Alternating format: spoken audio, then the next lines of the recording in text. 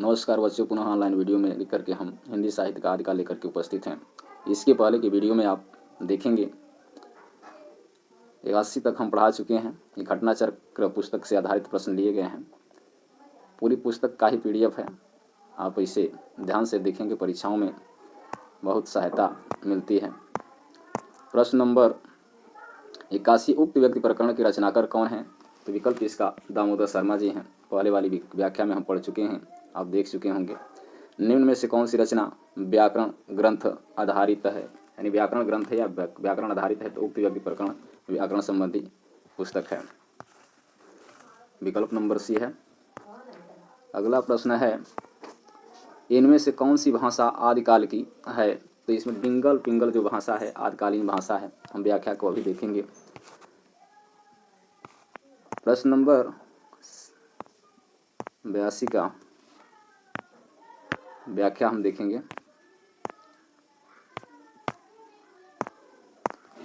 आदिकालीन की भाषा मुख्यतः अपभ्रंश रही है। इस भाषा की विभिन्न शैलियों में हिंदी विभिन्न बोलियों भाषाओं का विकास होता है। अपभ्रंश से ही अनेक भाषाओं का विकास यानी बोलियों का विकास होता है। उपयुक्त विकल्पों में डिंगल पिंगल जो भाषा है मिलती है।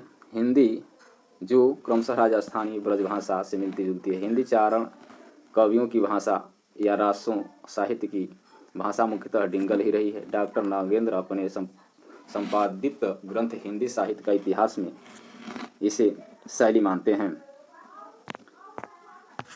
प्रश्न नंबर 84 हम देखेंगे। प्रश्न नंबर 84 में कि चारण साहित्य किस साहित्य का दूसरा नाम है?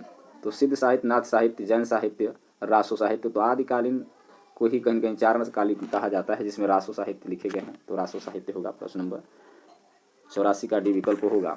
डॉक्टर जॉन ग्रिशम और राजकुमार वर्मा हिंदी साहित्य के प्रथम काल को चारण काल का नाम दिया। इस काल में राजाश्रित कवि और आश्रयदाता राजाओं की पराक्रमपूर्ण चरित्रों का या गाथाओं का वर्णन करते हैं। यही प्रबंध परंपरा रासो नाम से जानी जाती है, जिसे लक्ष्य करके इस काल को वीर गाथा काल भी कहा गया। आचार्य रामचंद्र शुक्ल ने इस काल की 12 रचनाओं का उल्लेख किया है। इसमें प्रमुख हैं विजय पाल रासो, नल्ल सिंह कृत द्वारा, हम्मीर रासो, सारंगधर कृति या सारंगधर कृति, कुमार रासो, दलपत विजय, विशल देव रासो, नरपतिनाल कृति, पृथ्वीराज रासो, चंद्र बरदाई, परमाल रासो, जगनी कृति हैं। अगला प्रश्न है, अन्य महत्वपूर्ण जानकारियां हम देखेंगे। हिंदी साहित्य सिद्ध साहित्य के इतिहास में 84 सिद्धों का उल्लेख मिलता है। सरहप्पा, सबरप्पा, लुइपा, विरूपा, डोभिपा, कड़हप्पा, कुकुरिप्पा आदि सिद्ध कवि हुए हैं। नाथपंथी योगी अलग जगाते हैं। नाथपंथी जिन ग्रंथों को प्रमाण मानते हैं उनमें सबसे प्राचीन हठयोग संबंधी ग्रंथ घेरंड संहिता और शिव संहिता मिलती है।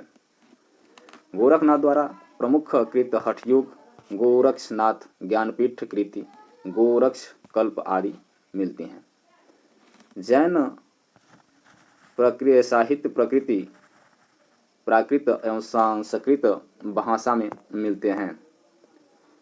जैन साहित्य जिसे आगम कहा जाता है, इसकी संख्या 12 बताई गई है। यानी जैन साहित्य जो भी बने वो साहित्य प्राकृत भाषा में, संस्कृत भाषा में मिलते हैं। जैन साहित्य आगम कहलाता है, जिनकी संख्या 12 बताई गई है। प्रश्न नंबर 85 में निम्नलिखित में कौन 84 सिद्धों में नहीं है?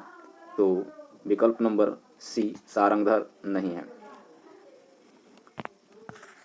प्रश्न नंबर 86, सिद्धों की संख्या कितनी बताई गई है? तो अभी हमने पढ़ा 84 बताई गई है।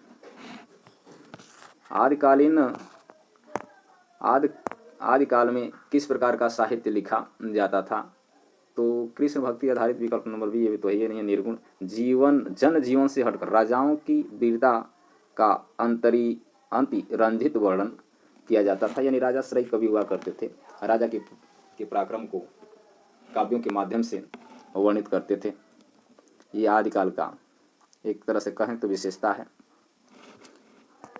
अगला प्रश्न है आपका, रासो ग्रंथ किस भाषा में लिखे गए थे? खड़ी बोली, ब्रज भाषा, अवधी भाषा। तो आप जानते हैं इसमें डिंगल पिंगल भाषा मिलती है। रासो ग्रंथ में भाषा के रूप में डिंगल पिंगल का उपयोग किया गया है। डिंगल जहाँ राजस्थान के निकट है, वहीं पिंगल ब्रज भाषा के निकट है लगती है। रासो साहित्य श्रृंगार और विरस युक्त है, जिसके लिए डिंगल पिंगल भाषा अनुकूल थी। आदिकाल में मुख्यतः अपभ्रंश भाषा का प्रयोग किया जाता था, जो कालांतर में विभिन्न शैलियों और बोलियों और भाषाओं में परिवर्तित होकर के आधुनिक हिंदी में देखी जाती है। बच्चों, आज के लिए बस यही तक वीडियो रहेगा। पुनः हम अगली वीडियो में मिलेंगे। अगली वीडियो हो सकता है कि लंबी हो भी सकती है। धन्यवाद।